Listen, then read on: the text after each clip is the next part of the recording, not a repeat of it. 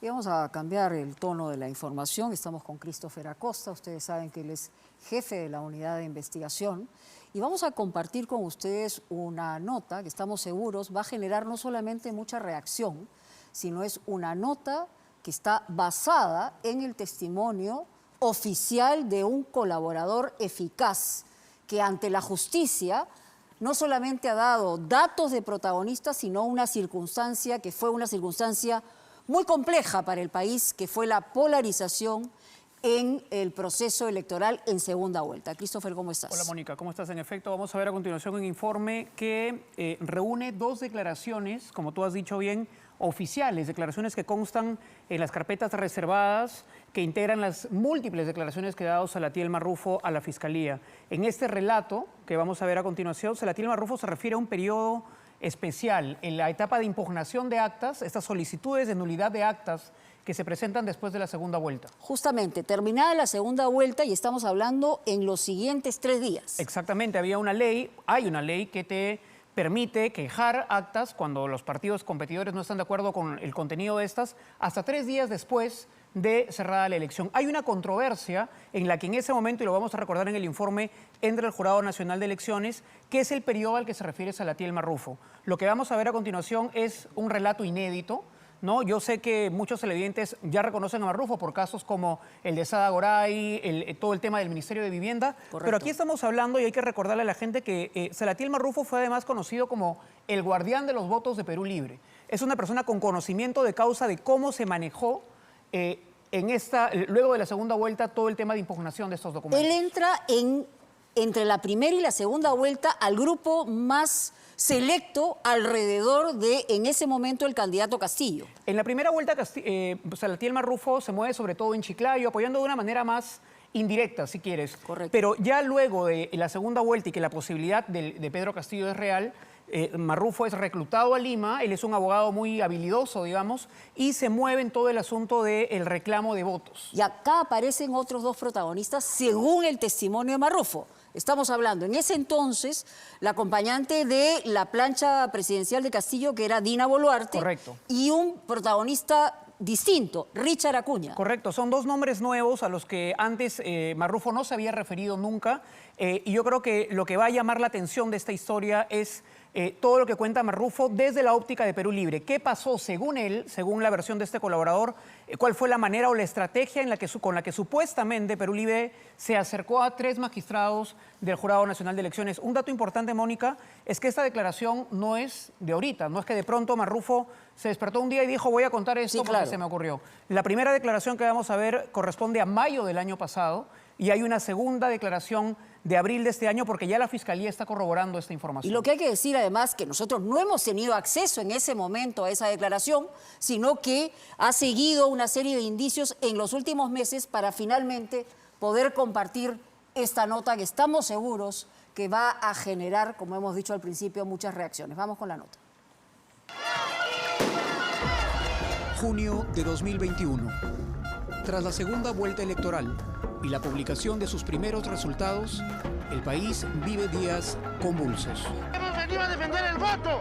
Aquí estamos todos, las únicas armas son estas pinzas. Que nos respeten a todos los peruanos, que defiendan nuestro voto. El estrecho margen entre los votos obtenidos por ambos candidatos abre una etapa de objeción de actas, buscando su nulidad, que se tramitan desde ambas orillas, bajo la mirada vigilante y desafiante de sus respectivas huestes. Pretenden robarnos las elecciones. Que se analicen las actas que tienen irregularidades. La atención de todo un país, entonces, se concentra en estos 4 señores, miembros todos del Jurado Nacional de Elecciones. Como presidente del Jurado Nacional de Elecciones, proclamo presidente de la República a don José Pedro Castillo Terrones y primera vicepresidenta de la República a doña Ercilia Boluarte Segarra.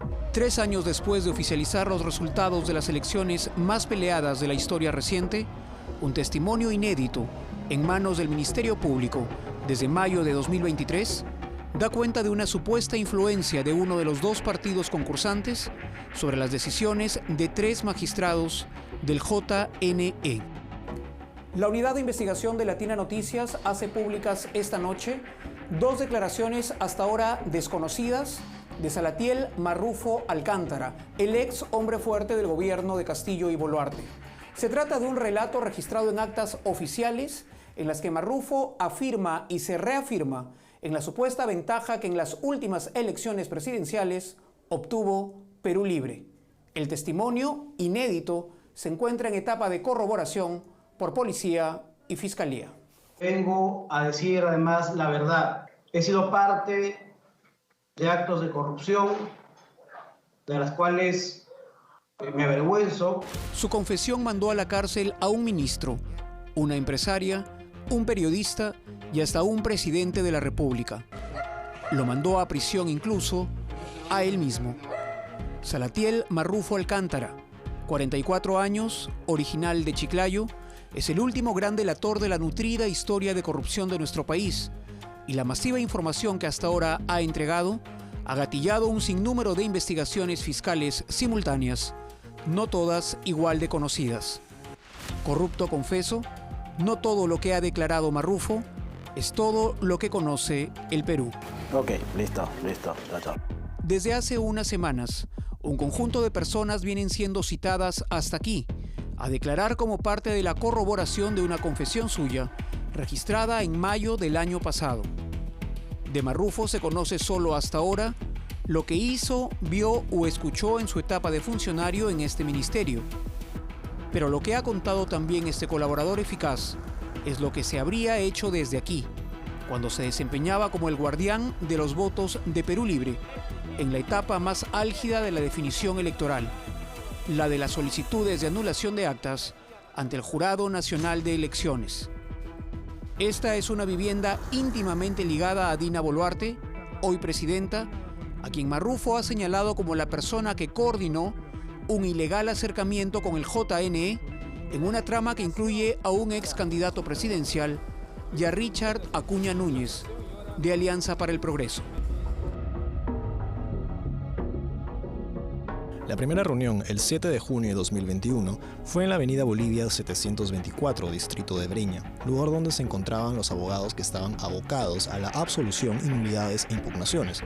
En dicha reunión me presentaron a Auner Vázquez Cabrera, quien se desempeñaba como coordinador de los abogados, y le pidieron a él que me hiciera una exposición de los avances, estando presente otros abogados, todos convocados por Dina Boluarte Segarra, dado que ella es abogada agremiada al Colegio de Abogados de Lima, y a través de un grupo de WhatsApp había convocado apoyo legal y los citaba a todos en el Jirón Bolivia 724 Breña.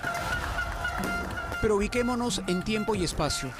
La segunda vuelta electoral había concluido el 6 de junio y la reunión a la que se refiere Marrufo ocurrió al día siguiente, el 7, aquí. Se trata de un inmueble en posesión de Grica Asayac, amiga y mano derecha de Boluarte, a quien tras asumir el mando la presidenta incluso contrató como asistente en Palacio. La vivienda de Bolivia 724, es conocido, fue usado como base de operaciones de Boluarte durante la segunda vuelta electoral. Aquí, por ejemplo, para captar electores, Dina grababa videos como este.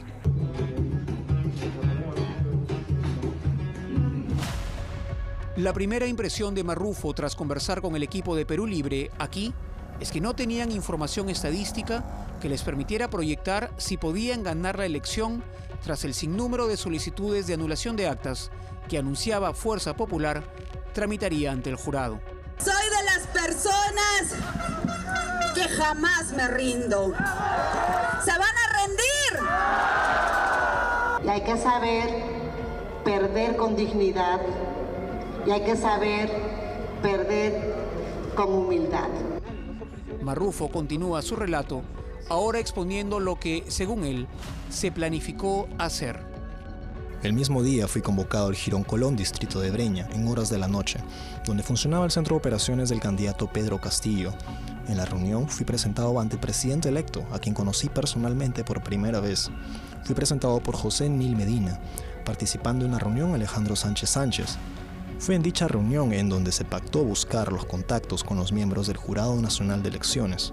Fue Alejandro Sánchez Sánchez quien dijo conocer a Richard Acuña, hijo de César Acuña, porque ellos tenían un contacto en el jurado.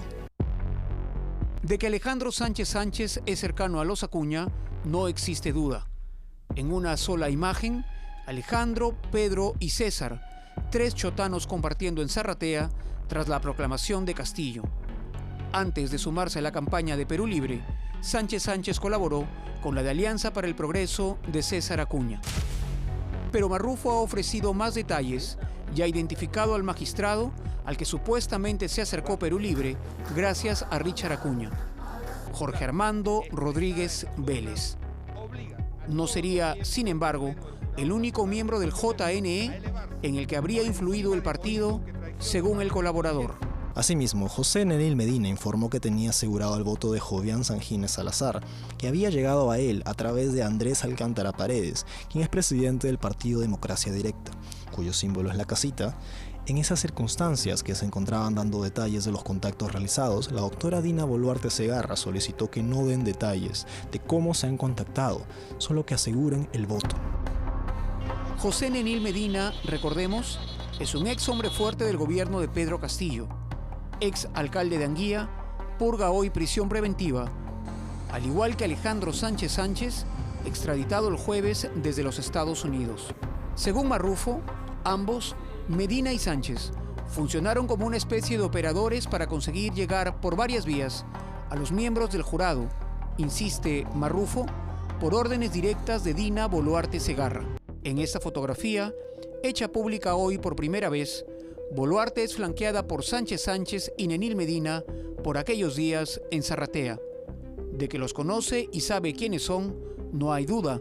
Vista desde hoy, es la fotografía de una presidenta de la República y 2 presidiarios.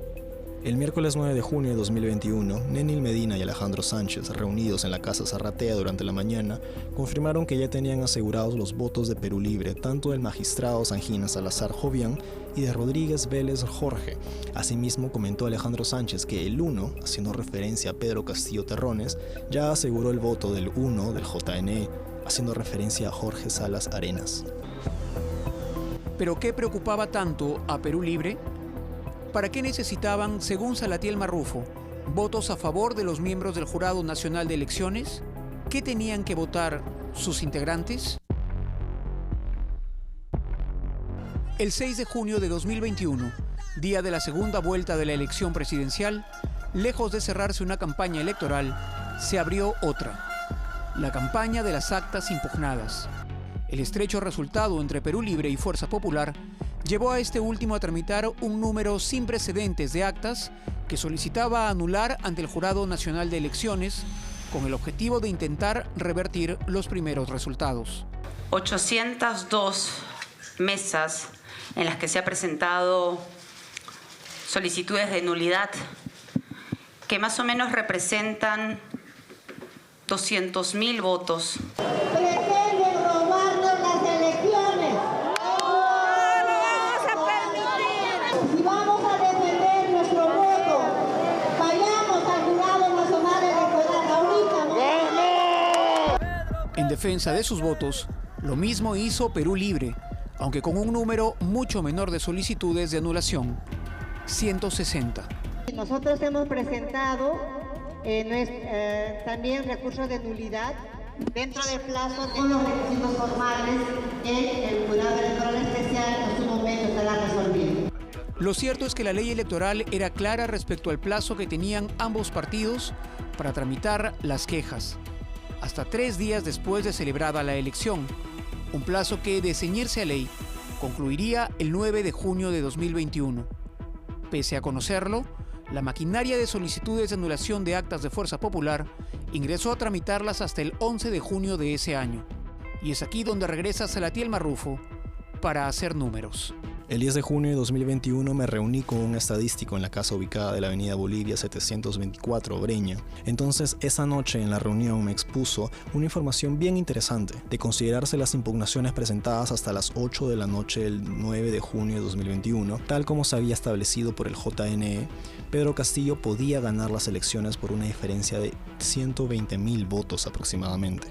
Sin embargo, se admitían las impugnaciones presentadas después del plazo establecido y, digamos, si Fuerza Popular contaba con resoluciones favorables por parte del jurado de los recursos impugnatorios, ganaba Keiko Fujimori por una diferencia de 50.000 votos aproximadamente. Esta información era crucial para efectos de ganar las elecciones. Por esa razón, nos reunimos con el estadístico Irina Boluarte Segarra. La señora tenía una oficina en la casa que había indicado, Bolivia 724, donde le expusimos y le entregamos anotaciones con la información que había procesado el estadístico. La señora Dina Boluarte indicó que se encargaría de hacerles llegar esa información a los miembros del JNE y el objetivo era que ayuden y puedan ser beneficiados y obtener la mayoría de los votos. Ahí termina la reunión. Al día siguiente, el 11 de junio, un acuerdo del Pleno del Jurado Nacional de Elecciones sorprendería al país. El máximo ente electoral había aprobado por unanimidad extender de manera excepcional el plazo para la presentación de solicitudes de nulidad de actas hasta las 8 de la noche de ese mismo día, el 11 de junio de 2021. El JNE sustentaba su decisión en el importante número de solicitudes tramitadas y para que los hechos materia de cuestionamiento puedan ser conocidos y resueltos por los órganos de justicia electoral. La decisión, por supuesto, no le caería nada bien a Perú Libre.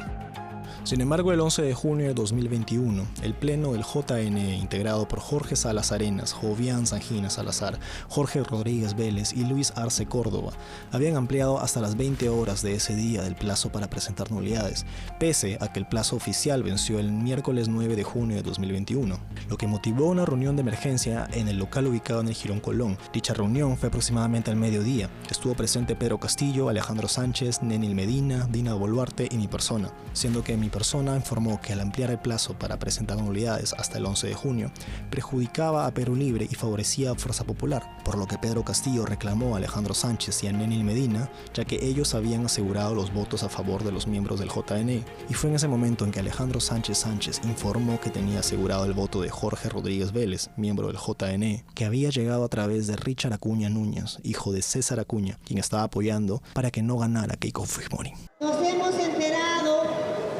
que el Jurado Nacional Electoral estaría pretendiendo ampliar el plazo para que la señora Keiko pueda presentar más nulidades a las actas de votación. Le están dando a la señora Keiko la posibilidad de ganar mediante este fraude. Luego de ello, Dina Boluarte encabezó una conferencia de prensa denunciando dicho hecho, que consideraba irregular y que favorecía a Keiko Fujimori, siendo que el JNE dejó sin efecto el mismo 11 de junio de 2021 el acuerdo de permitir las impugnaciones hasta ese día. Con 3 votos a favor y 1 en contra, Arce Córdoba, debo precisar que Alejandro Sánchez me llama por WhatsApp a las 3 o 4 de la tarde para comentarme que ya todo se había coordinado y que el acuerdo se dejaría sin efecto por mayoría. Con eso demostraba que los amigos estaban ayudando. En efecto, ese mismo día, el Pleno del Jurado Nacional de Elecciones le dio un vuelco a su primera decisión y el mismo 11 de junio, es decir, en menos de 24 horas, por mayoría, se desdijo. Este es el acuerdo plenario que deja sin efecto al anterior, retornando el plazo máximo de presentación de solicitudes de nulidad de actas al 9 de junio. En sus nuevas razones, el JNE dijo, sin decirlo, que se había equivocado. Hemos decidido dejar sin efecto el acuerdo extensivo, por lo que esos plazos vencieron el día miércoles 9 a las 20 horas. A las 11 de la mañana toma una decisión por unanimidad de ampliar el horario para recibir más nulidades. Pero luego, sorprendentemente, el jurado cambia de decisión. ¿A qué jurado hay que creerle? ¿Al de la mañana o al de la tarde? Para Salatiel Marrufo, el errático accionar del JNE de ese día, sus idas y vueltas, tiene otra explicación. Para la Fiscalía, las declaraciones de Salatiel Marrufo en su calidad de colaborador eficaz son cosa seria y ha iniciado etapa de corroboración, citando personas y programando hace un mes una ampliación de la primera declaración de Marrufo de mayo del año pasado. Hace apenas unas semanas, el 17 de abril, desde Chiclayo y vía Zoom, Marrufo se reafirmó en cada una de las informaciones ofrecidas. La unidad de investigación de Latina Noticias también accedió a detalles de esa declaración. El 11 de junio del 2021 tuvimos otra reunión con José Nenil Medina, Alejandro Sánchez, Dina Boluarte, Pedro Castillo y mi persona. En esa reunión, Nenil Medina y Alejandro Sánchez indican que habían contactado a los miembros del pleno del jurado, a Jorge Rodríguez Vélez y a Jovian Sangina Salazar. Y es la doctora Dina Boluarte quien les ordenó. Ella no daba indicaciones, ella daba órdenes. Ella ordenó a José Nenil y Alejandro Sánchez para que intercedan con Rodríguez Vélez y Jovian Sangina Salazar para que obtengan un resultado favorable. En este pasaje, Salatiel Marrufo se refiere al espacio de tiempo acontecido entre la primera y la segunda posición del pleno del JNE sobre el plazo para tramitar nulidad de actas, momento en el que, según el colaborador, Boluarte ordenó influir sobre los magistrados para dar marcha atrás a su primera decisión. La orden que dio Dina Boluarte fue primero que debían de dejar sin efecto la ampliación del plazo para presentar las apelaciones hasta el 11 de junio del 2021 y segundo que declaren infundados los recursos impugnatorios presentados por Keiko Fujimori, o sea, dos órdenes claras. Expresa, dejen sin efecto la ampliación del plazo para presentar apelaciones hasta el 11 de junio y que además se declare infundados los recursos de apelación. Como ya hemos visto, el jurado dio marcha atrás, aduciendo no haberse fijado en la calidad de preclusión de las etapas del proceso electoral, es decir, en la pérdida de la facultad de reclamo de las partes tras cumplirse un plazo determinado por ley.